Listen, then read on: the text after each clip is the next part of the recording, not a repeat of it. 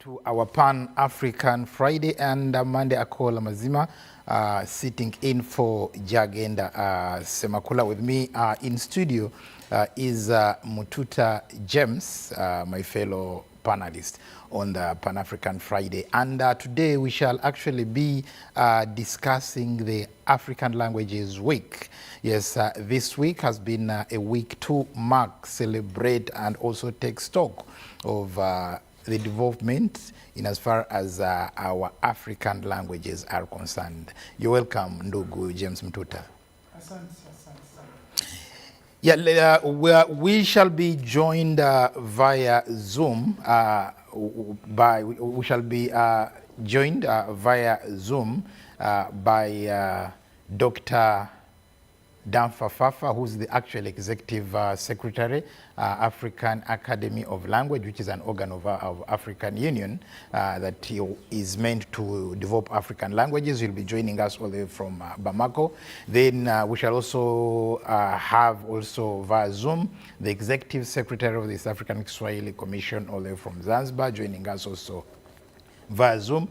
And we shall also be having Professor Austin Bukenya, a celebrated literature scholar here in Uganda.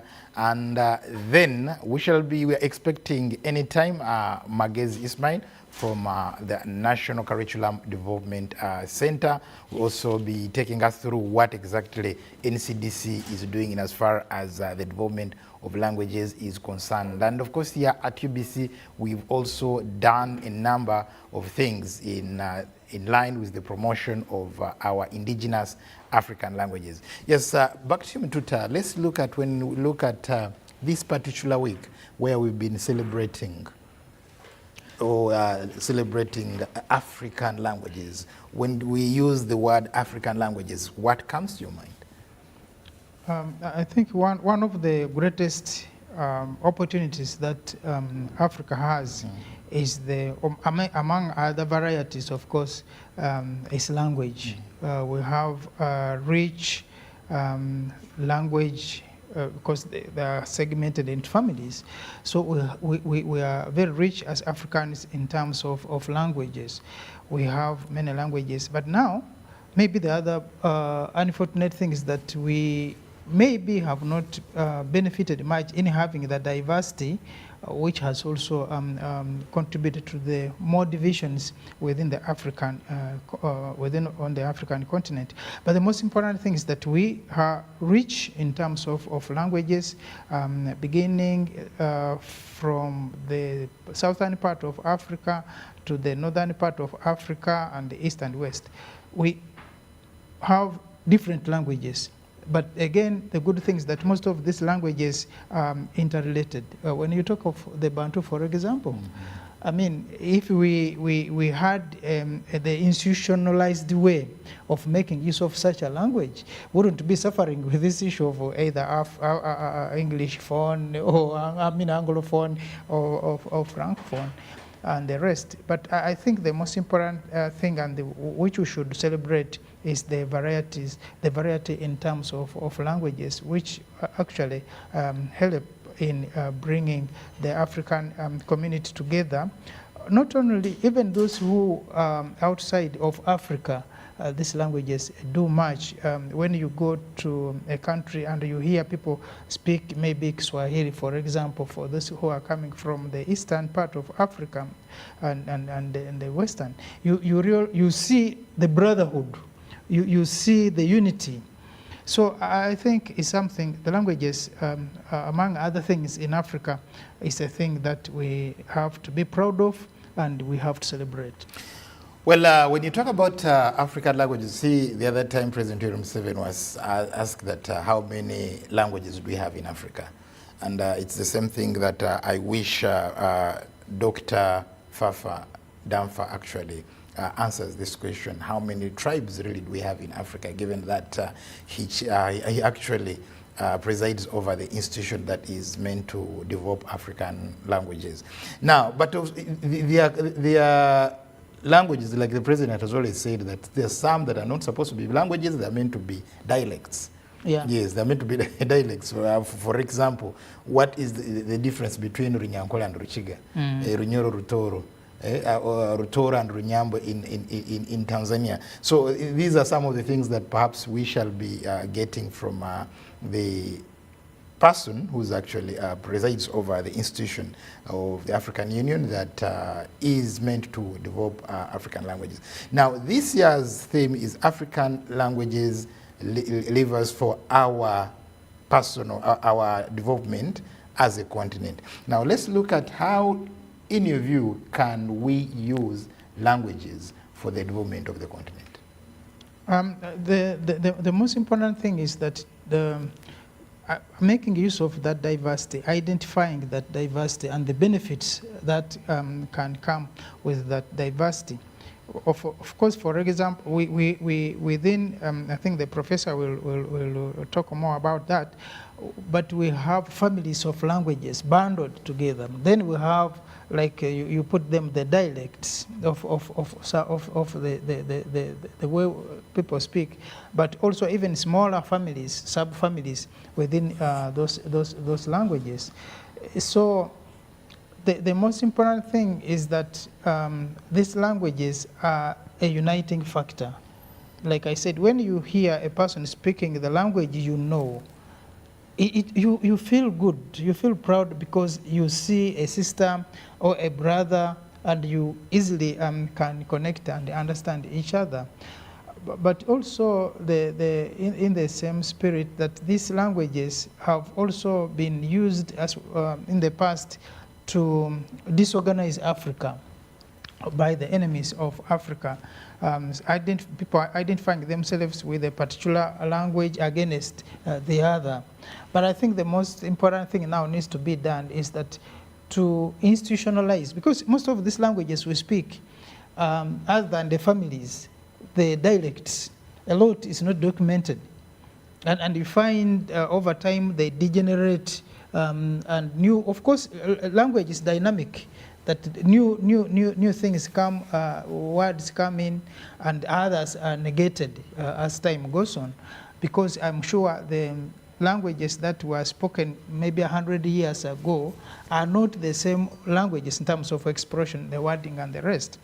But having said that, we have like the families, like I said, the professor will talk more about that, of Africa, which are prominent. Like in this part of East Africa, when you talk about the Swahili actually is not a language of its own, but it's a language within a family of other languages. That the Bantu family. Yes. Mm-hmm. So those clusters are supposed to help in uniting Africa.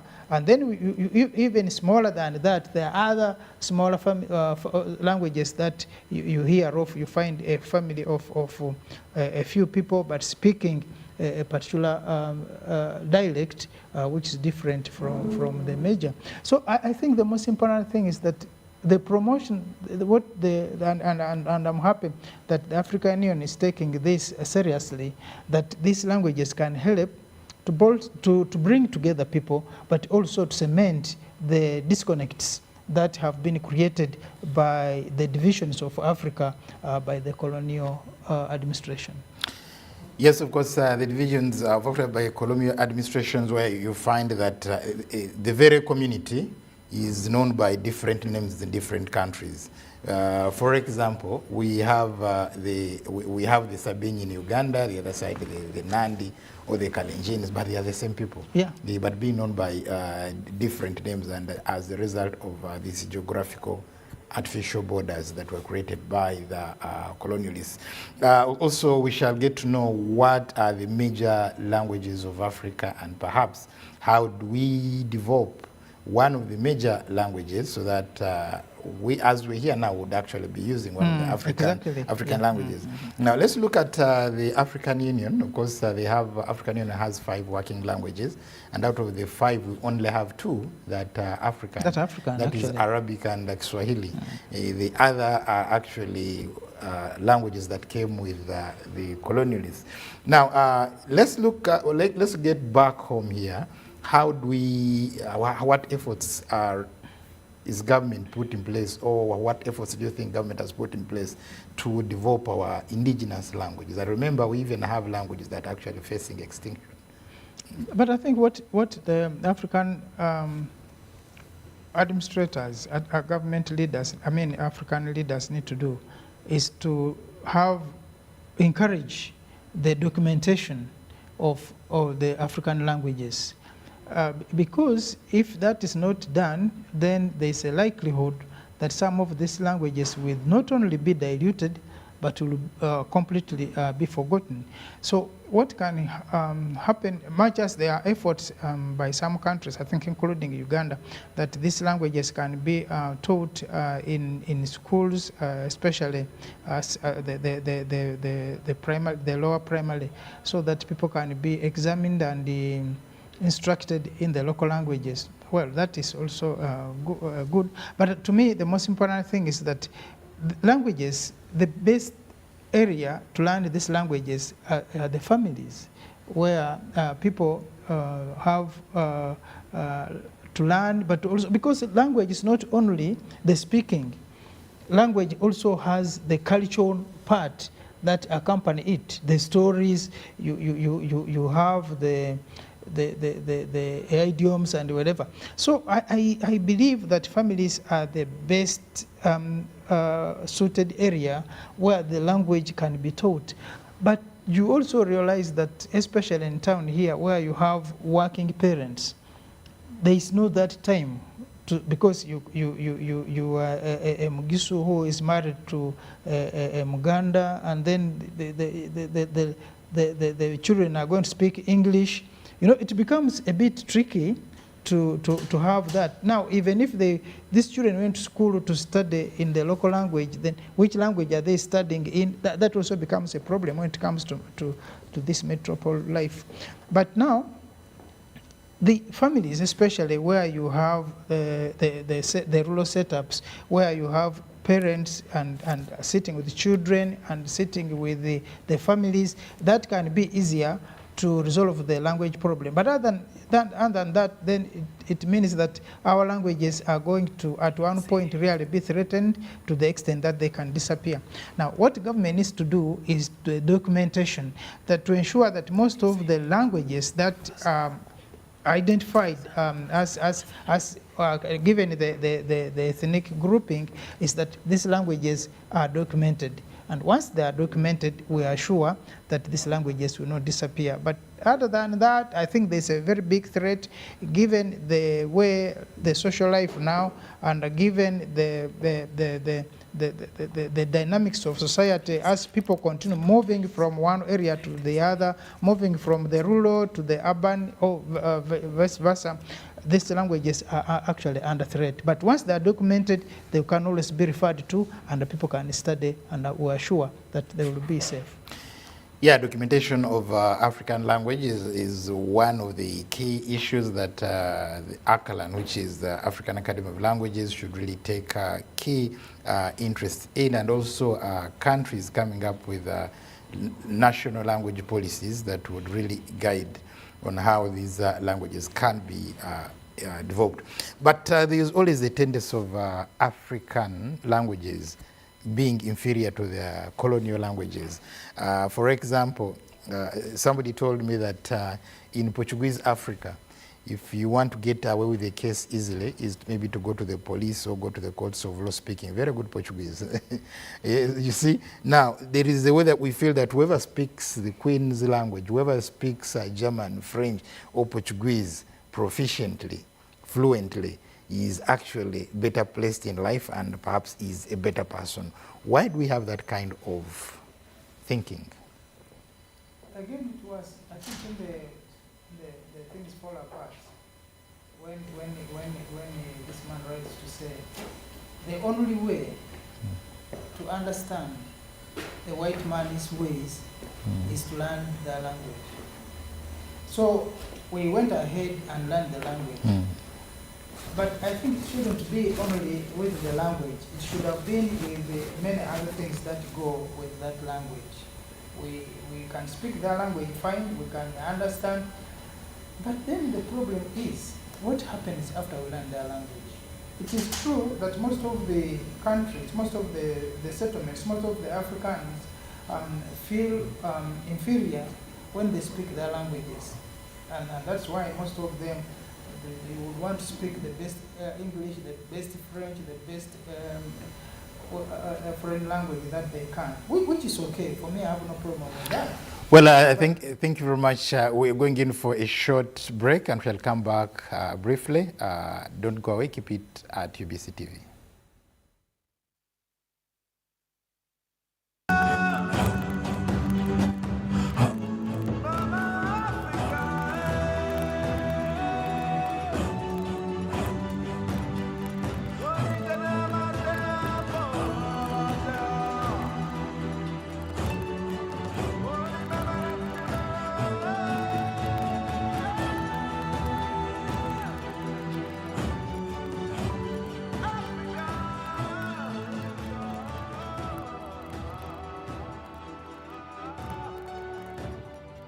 Pick of the day on UBC, brought to you by.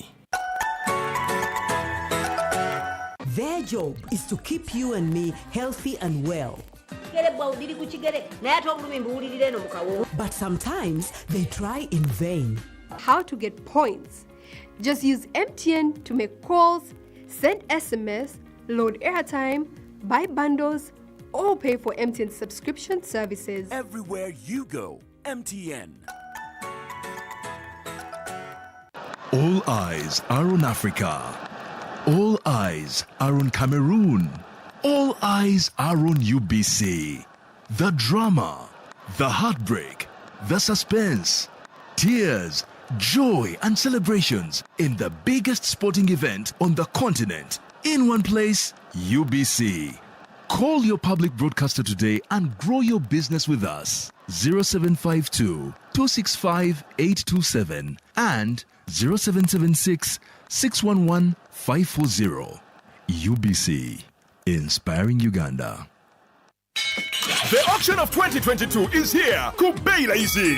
To bid on any of our selected items, a Bajaj Boda, brand new laptop, a smartphone, fridge, flat screen, or school fees worth 1 million shillings. You need to load airtime, then dial star 210 star 3 star 3 hash. Choose an item and pay a bidding fee of 10,000 shillings via mobile money. It's 10K. After successfully registering, you start bidding on your item of choice immediately. Dial star 210 star 3 star 3 hash again. Pick item you registered for, then insert your bid amount. Your bid amount is not deducted from your mobile money. We only sell to the highest bidder. The highest bidder will be called live on UBC TV on February 10th, 2022, and you will come with the money you inserted as your bid, pay it in cash, and walk away with your brand new item. Highest bids for the day on various items can be seen by dialing star 210 star 3 star 3 hash. For more information, 0780 103 333. Baila is in the auction house. Terms and conditions apply. It's no secret that ICT makes learning easy. The strides made in our field couldn't be possible without it.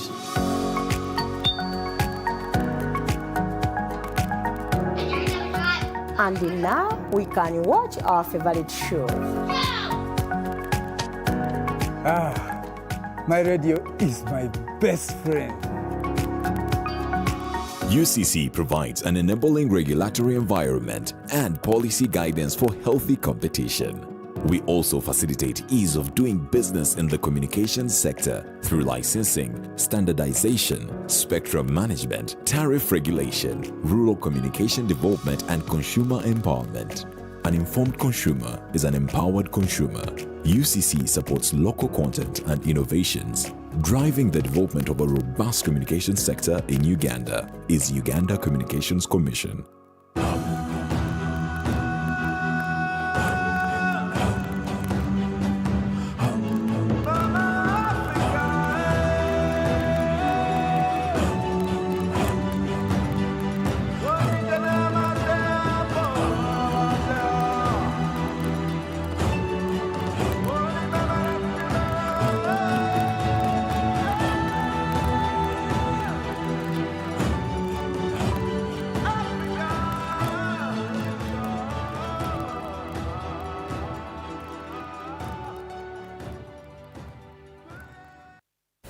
Welcome back from that short break. Mandakola Mzima is my name here on the Pan-African Friday, looking at the African Languages Week.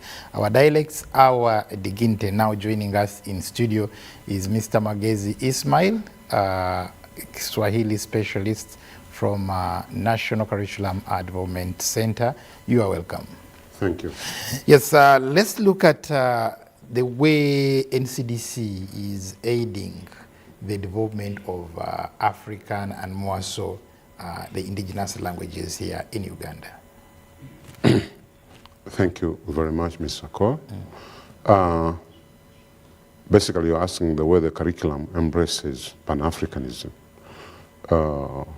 Specifically with the languages, when you look at the curriculum we are teaching, we are boosting African languages.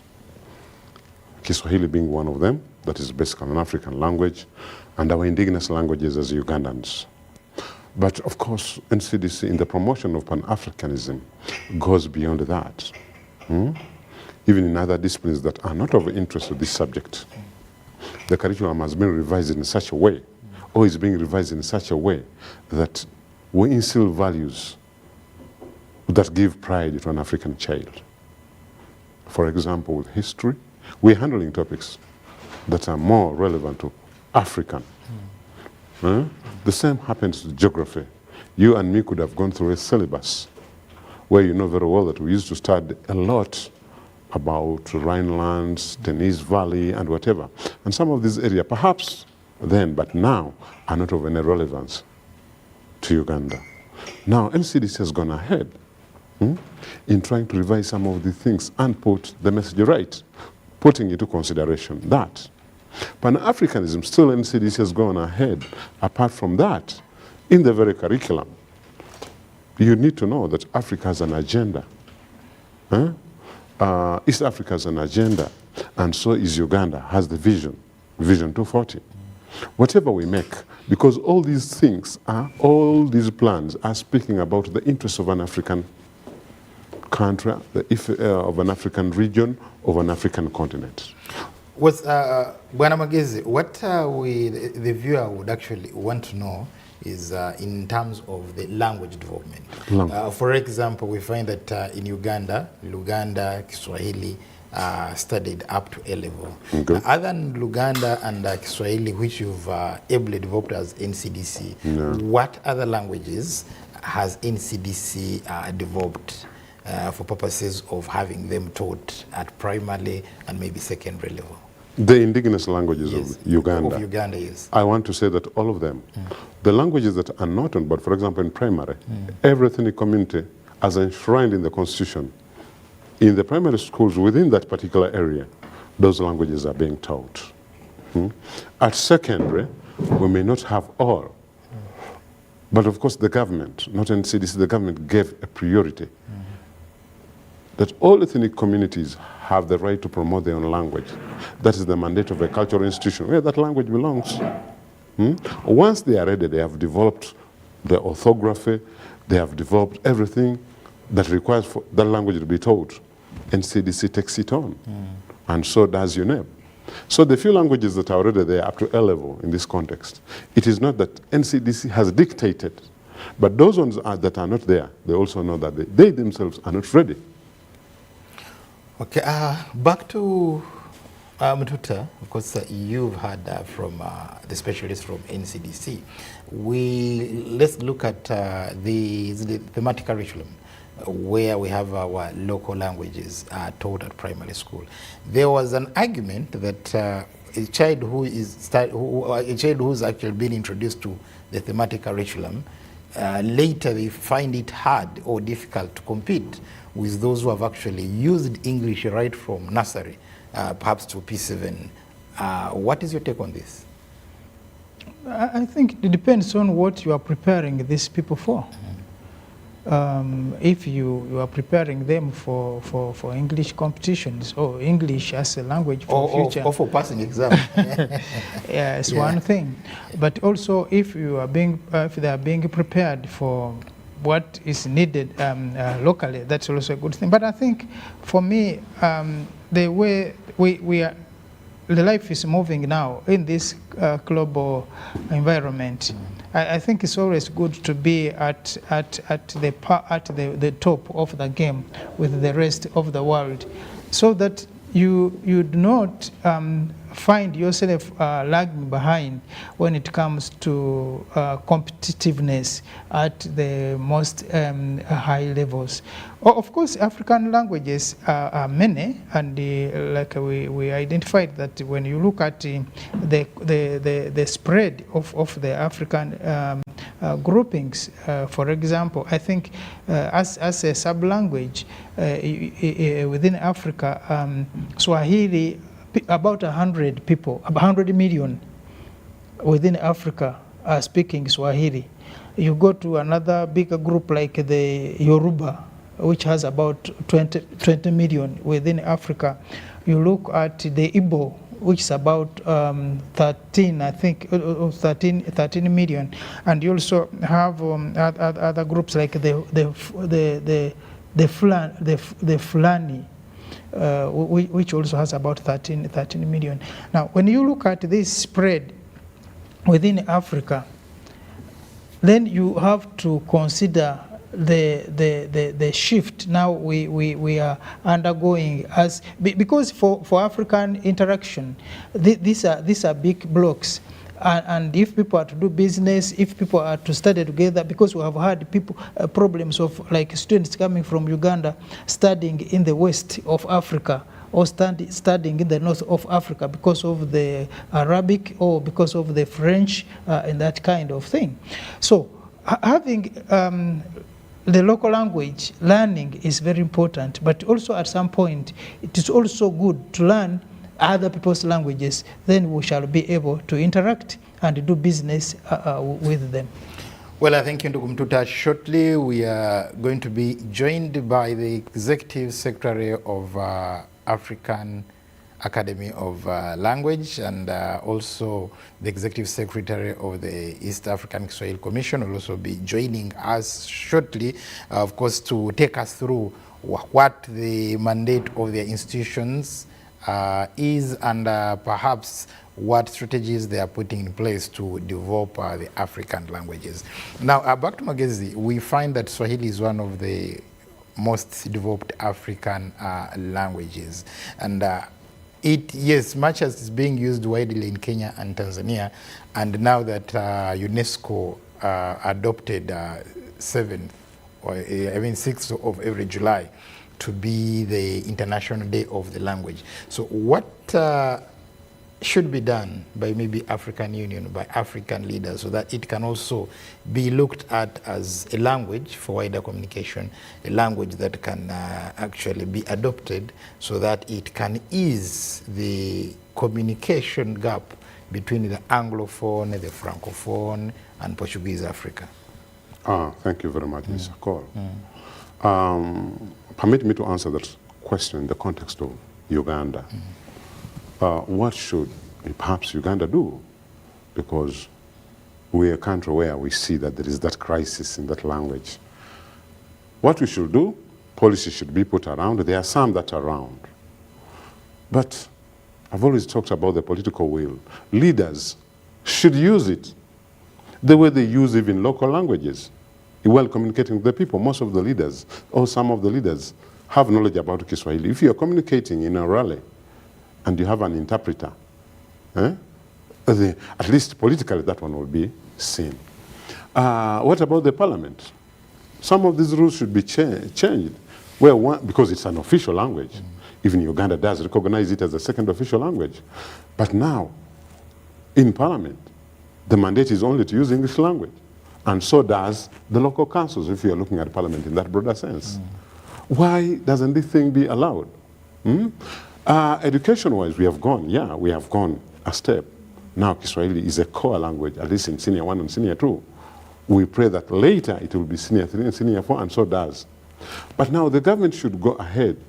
For example, some of these billboards or public communications that are being seen, and some of these private medias, you don't see the program of Kiswahili there. But Uganda Communications Commission is there. The Media Council is there. These are regulatory organs.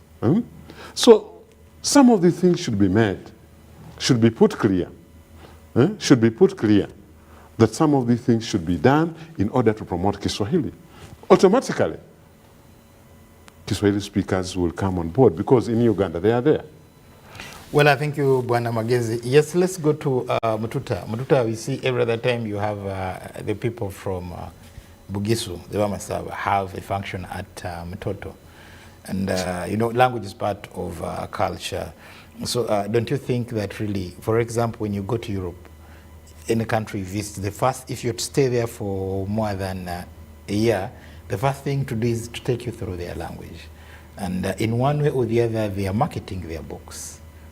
We are marketing their literature. So don't you think we should also adopt the same here, that perhaps people coming to Mtoto, there must also be some deliberate efforts to have them learn a word or two in Lugisu, buying those books translated to English, Lugisu, French, Lugisu, Kiswahili.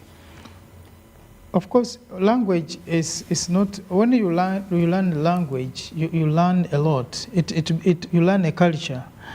And language does not go alone. When you speak English, you find yourself putting on a tie and a coat. You find yourself many things that accompany a language because it's a culture.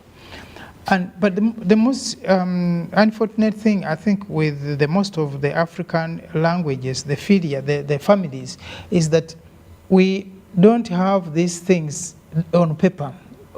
Most of our languages are not documented.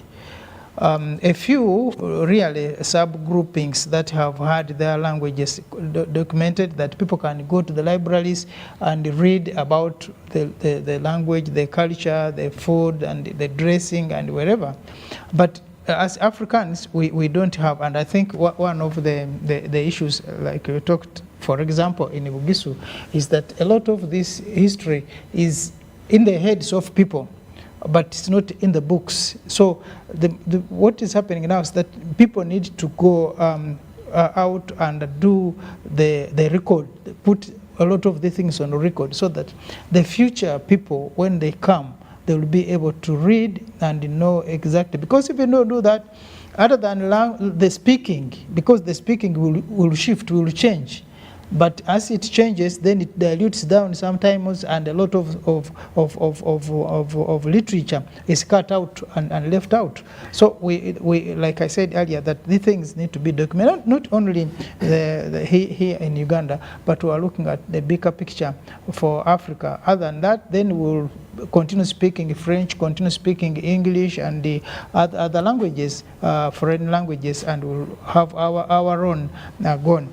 Like I said, it goes with the culture, that when you speak that language, it also drives you to learn more about the life of the people whose language you are speaking, how they lived, what foods they eat, and all that then makes a person want to learn more about whichever language they are learning, but most importantly also try to copy the life of the people whose language you are speaking.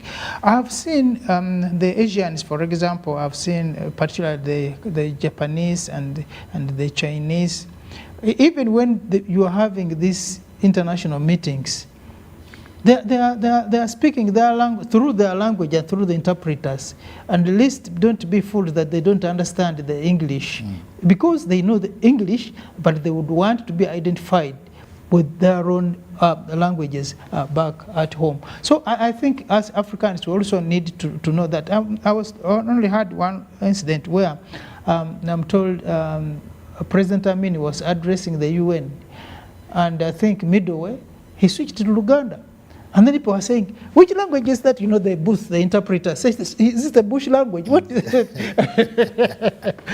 So, because there was no provision of, exactly for a Luganda interpreter. Well, yes, thank you very much. We are going to be joined by Dr. Langfafa Damfa, who's the Executive Secretary, Akan, all the way from Bamako, Mali. Doctor, are you online? We are yet to find Doctor online, but also we shall be joined by Dr. James Joey, the Executive Secretary of the East African Kiswahili Commission, also is joining us online, and also Professor Austin Bukenya. Yes, let's get coming back to. So for me, yes. like I was saying, I would be so proud and very happy to see an African president, say my president, at the UN, and is addressing people in Swahili, and is being interpreted for those who want to listen to English. I've seen these other countries, when they are, especially the Arabs, the Russians, they're speaking their languages. So it is upon those to interpret those languages. So I think it is also important that we can have our own languages, like he said. If you are saying Swahili should be an official language, then why are we not using it? Who will use it to formalize it to be the official language? I've heard people say, you know, Swahili is a language of people who used to, which is used by thieves to torment people when they attack them. But I was telling them, I remember even English has been used by people who are trading you in slavery and Arabic, but still people speak those languages. So I think we need to look at a language in a broader sense than tying it down to maybe a few people or to a few misfortunes and mishaps. Well, I've been told that Dr. Fafa Langa Damfa is online. Doctor, you're welcome to the show.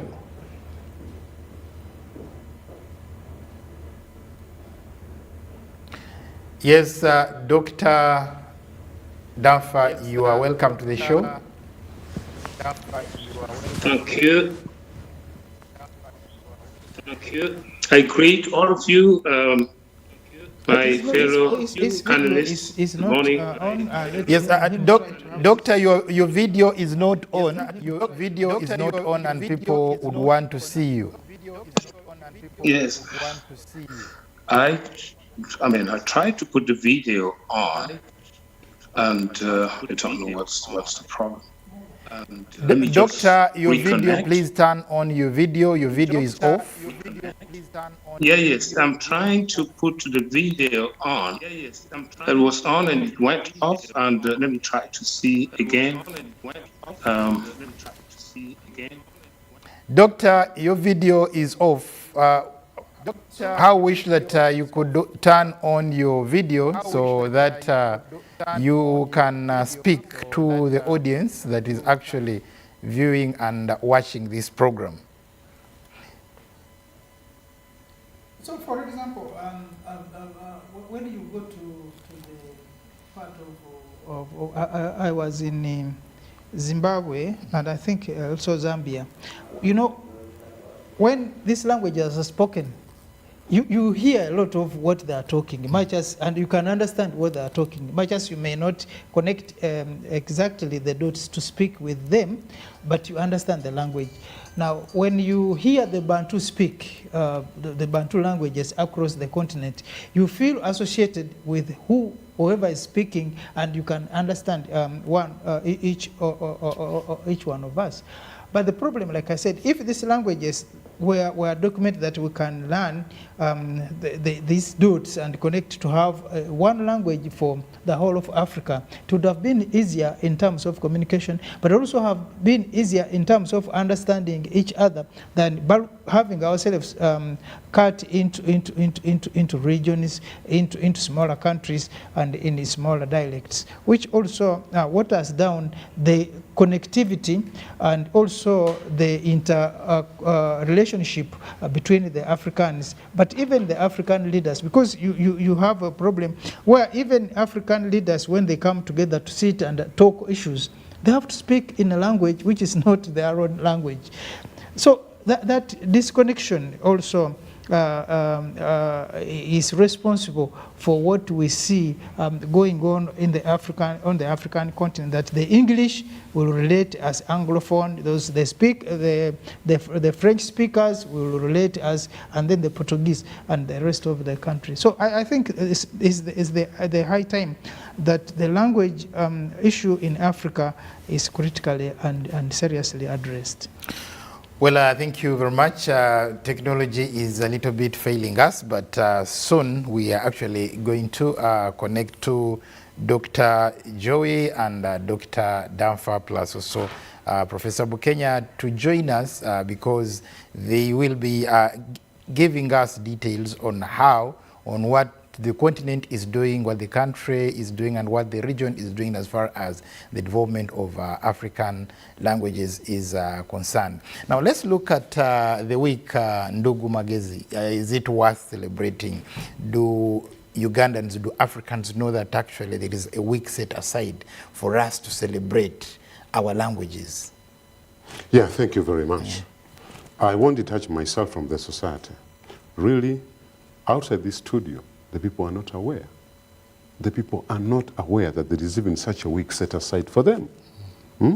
I want to say that a lot more must be done. Apart from such programs, we should equally have what we call national rallies or national activities, basically based on the issue of language. It's another way of sensitizing. It's another way of sensitizing people about Pan-Africanism. People come to appreciate themselves. Because really, Pan-Africanism, like he did say, I don't want to condemn what he calls the foreign languages, that is English or colonial languages, French and whatever. I'm not condemning them because we needed them anyway for further development. But there is one thing that we need to know. We in Africa, most people, are stuck with a view that you don't speak English, you're not intelligent. But is that true?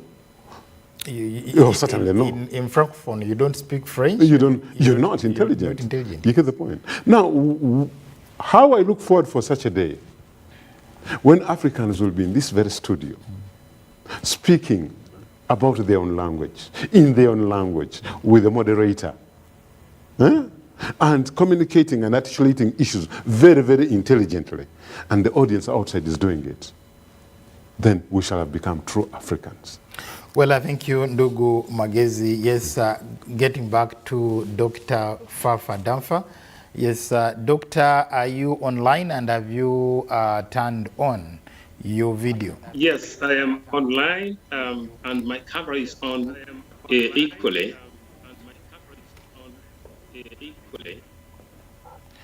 Yes, Doctor, can you hear us, speak to us? Have you turned on your video so that you can tell us the background of the African Languages Week? I am on and my camera is on.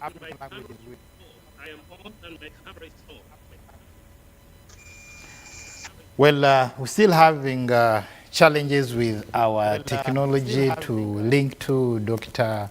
Fafa Danfa, who is actually in Bamako, Mali.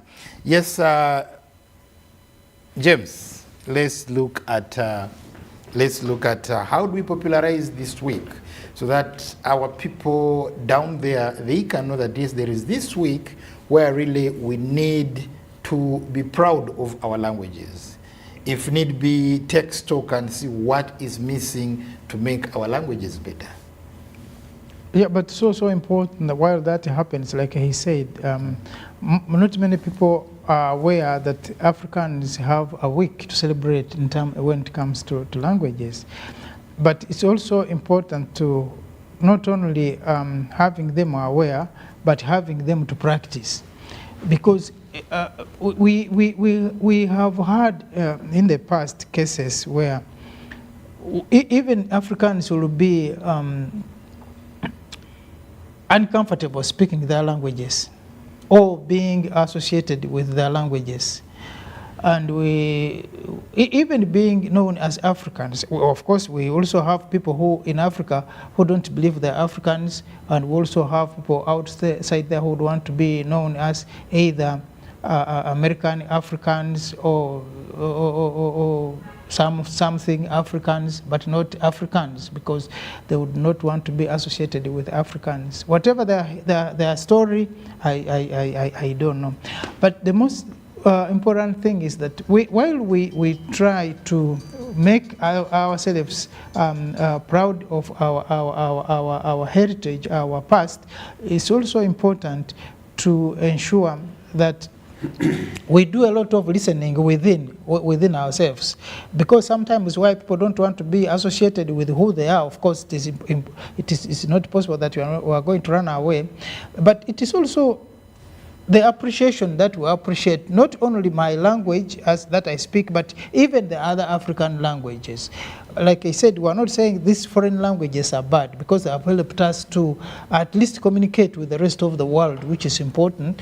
But also, most importantly, is that we need to appreciate other African languages, that we need to learn them, and then we can be able to communicate. It is very interesting when you can move in a foreign country, outside Uganda, for example, outside your country, and you can hear people speak the language and you can communicate.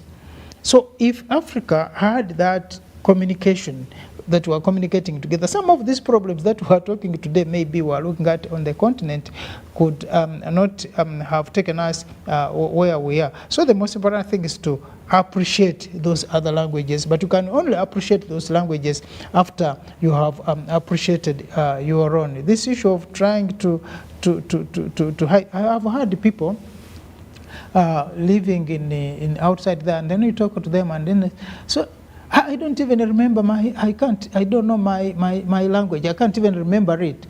Sometimes it's true, because for the third and fourth generations of families that have lived outside there, and when these people, parents are speaking English and the likes, then it's likely that they will not be able to know and remember their languages. But it's also important that even as we go out there for better lives, it's good to have our families know their history, know their language, know their heritage. It's when we are going to have a stock of Africans who are out there, but also in the diaspora, but also proud of their heritage and proud to be the Africans they are. Well, thank you very much. Ndugu Magezi, you are one of the few authors we have here in Uganda in African languages. Let's look at creating market for literature in our own indigenous languages, because we find that most of the people would actually go to the bookshop to buy an English book and forget about buying even a storybook or even a grammar book of their own language or in their own language. So how do we create that awareness? How do we motivate our people to actually purchase books, literature written in their languages? Yeah, thank you very much, Mr. Moderator. Just like he did say, yeah, I'm not really blaming those who don't buy, because he has already told us that the language is not documented. Really, I may want to buy a story in Lunyoli, but will I easily find a novel in Lunyoli? This is the first thing. Well, Ndugu Magezi, you can hold on to your point. We are being joined by the Executive Secretary of the East African Kiswahili Commission, Dr. James Joey. You're welcome, Doctor. You're welcome, Doctor. Doctor, you are welcome to the show. Doctor, thank you so much, Mwalimu Akola, and sorry for the technical hitches that were there. Thanks a lot for having me on the program. Yes, we are looking at the African Languages Week, and you, as the Executive Secretary of the East African Kiswahili Commission, Kiswahili is one of the few languages, a few African languages that are actually highly developed. Let us look at what strategies, what is it that you're doing at the East African Kiswahili Commission in Zanzibar that you'd wish to share with Ugandans and Africans watching this show? Thank you so much, and I would like to begin from the point of view that the East African Community partner states have recognized the role of Kiswahili not only as a lingua franca for the community, but has also recognized it and adopted it recently, early last year, as an official language of the East African Community. And that is mainly to recognize that most of the undertakings of the community, including our cultural heritage and celebrations of it, and in addition to the attainment of the 4 pillars of our regional integration, cannot be attained without a facilitative language framework and platform. And so Kiswahili is quite important to us as a community. And the community has undertaken steps to popularize the language, to identify the gaps which are there, and to build capacities of the different stakeholders who may need that capacity, and also to develop programs that can be used to enhance capacities in Kiswahili, both in formal and non-formal setups.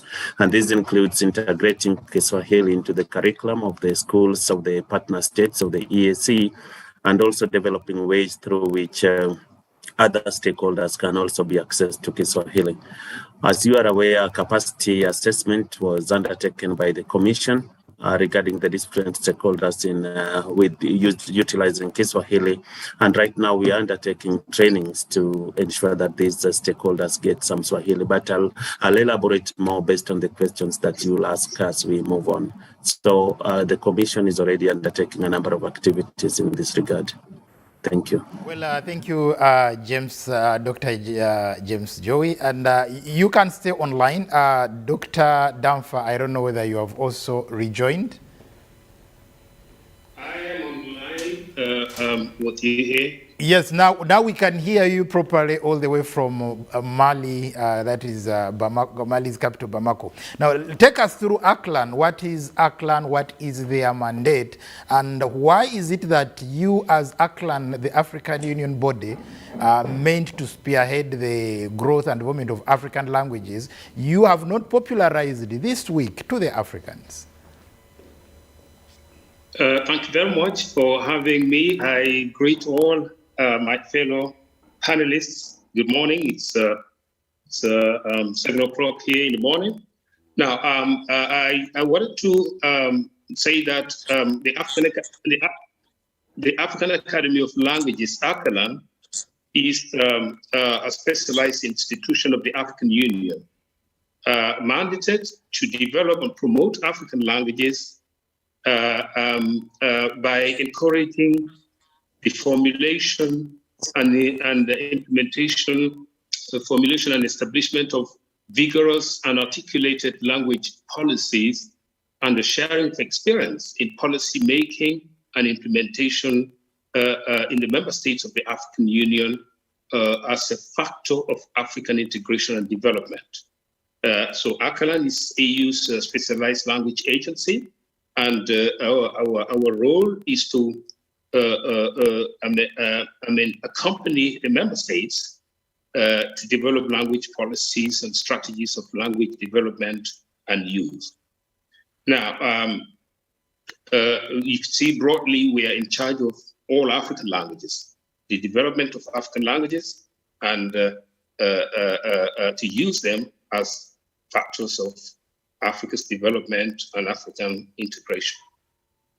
Well, thank you very much, Dr. Damfa. We are also joined by Professor Austin Bukenya, actually one of the celebrated literature scholars here in Uganda. You're welcome, Professor Bukenya. Thank you very much. Yes, Professor, let's look at you as retired academicians. What should the academia do in as far as developing our languages is concerned? You've written widely in English, actually literature in English. People want to know whether you've also written in Luganda, whether you've also written in Kiswahili and any other African language. Thank you, Amazena. I hope your audience can hear me. Yes, the audience is hearing perfectly well. Thank you very much. Now, you've asked several questions in one. Let me just very quickly unpack the question. The first is, well, what can the academy do in the promotion of African languages? Yeah, the academia. Well, yes. The first is that what we are there for. One of them is to teach, because you cannot speak a language unless you learn it. And when we say learn, we're talking about learning every language, whether it is a foreign language or the so-called mother tongues or home languages. People have to learn languages before they can even start talking about them. And learning means, speaking them properly, writing them properly, understanding them properly. And, there are gradations, including the various registers, the various dialects. Incidentally, let's guard against using the word dialect indiscriminately, because in the linguistic sense, a dialect means the variety of one variety of the same language where there is a degree of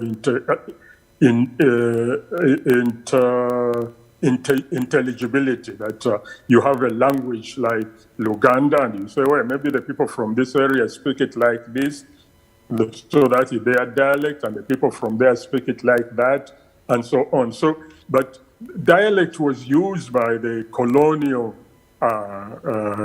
anthropologists and linguists to degrade our languages, meaning a sort of semi-formulated, form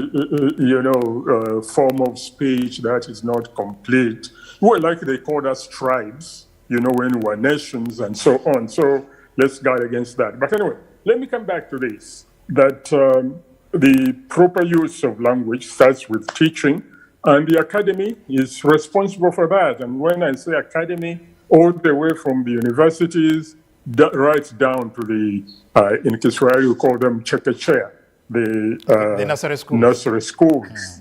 Yeah, the kindergartens and so on. Now, that from that very early age, people should be developed to learn their languages, develop sensitivities to them. So the teaching. The second part of it, of course, is research. That we need to do a lot of research in our languages, especially African languages, because, as we know, many of them are actually threatened with extinction. In fact, people say that, I think at one time they gave a figure like 200 languages dying or going extinct every day. I don't know how accurate that is, but it's whatever it is, it's a worrying trend that many languages, because of economic, social, political, and many other reasons, are dying out. Well, we need to research because. Thank you, Professor. I'll get back to you later. Let me get to James, Dr. James Joey. Yes, let's look at what you are doing so that as the East African Kiswahili Commission, because we need to see Kiswahili coexisting with other indigenous languages within the region. There is a fear that actually the adoption of Swahili may end up swallowing other African languages in the region. Thank you so much, Mwalimu. And I think it feeds very well into what the contributions Professor was making, and also the ones that Damfa has made. But to respond very directly to the question that you have asked, I think Kiswahili, though having a bit of Arabic origin, is our African language, and I don't feel that Kiswahili threatens most of our African languages. What worries me most or concerns me at times is when, like recently, one of the presidents from one East African community partner state came to Tanzania and spoke in Kiswahili, and people took that to be very special. And if at all he could have spoken in English, then it sounds normal. And I think that has a lot to say, especially in regard to what Damfa was starting with. So as a commission, what we are promoting is research into Kiswahili, and this we do through collaborations with the universities in the region, which are our key stakeholders. And the same as what Akan was saying, is to develop policies, and policies can give us very good frameworks, including in collaborative efforts with the other African languages, which should also actually, I agree, should be developed instead of the linguicide, which Professor was mentioning, that actually is killing and at times, if not killing, degrading some of our languages, such that the speakers of these languages are not any more proud of speaking them. The other aspect that the Kiswahili Commission contributes to is the development of Kiswahili councils, which are quite important in coordinating and the development of the language. And we have Uganda is actually now in the right steps towards institutionalizing their council. Doctor, keep it short because we are supposed to be joining Mass in Kololo. Thank you very much. Dr. Damfa, I think in a minute or two, perhaps you can tell us the theme, this year's theme, why that particular theme, and of course that should be your parting shot because we are supposed to be joining the Rukia Mass in Kololo of the late Professor Emmanuel Mutebile, the governor of Bank of Uganda.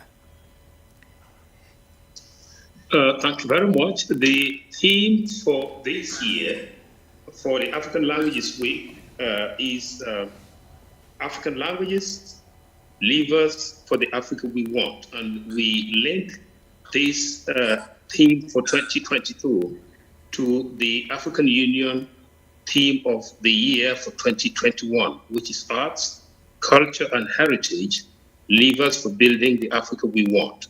So we're telling people that African languages are levers for building the Africa we want. That's the theme for this year, 2022. And I wanted to say that this is the very primary edition of the African.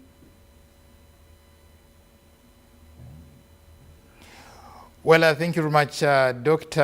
Damfa. Then Professor Bukenya, in a minute, your parting shot, and then we can go straight to Kololo at the little Professor Emmanuel Mutebile Requiem Mass.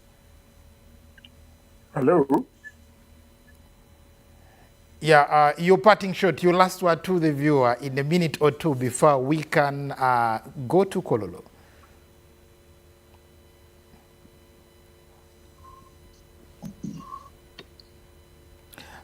Professor, it's like you've muted your sound. Yes. Unmute your sound, Professor.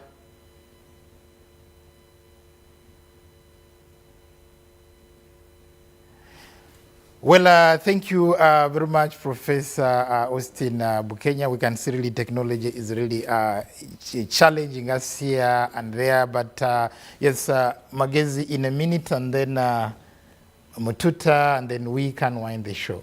Yeah. Personally, I would simply say that when you speak other languages, I understand you.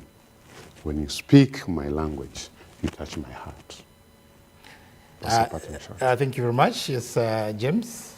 I picked it from the professor who said that if our languages are to survive, then a lot of research has to be done and documentation has to be done, so that in the future the point of reference in these languages, what means by it, because it's a lot of adulteration of languages, and you know languages are dynamic, they keep changing, which is okay, but definitely we need to retain the roots to so that we don't completely disappear.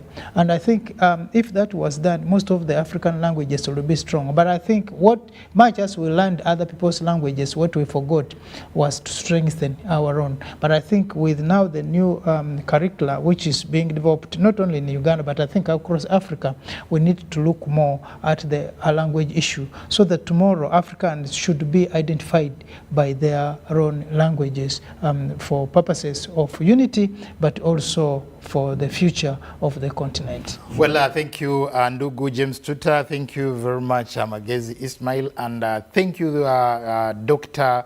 Damfa Fafa, all the way from Mali, Bamako, Dr. James Joey, all the way from Zanzibar, Tanzania, and also Professor Austin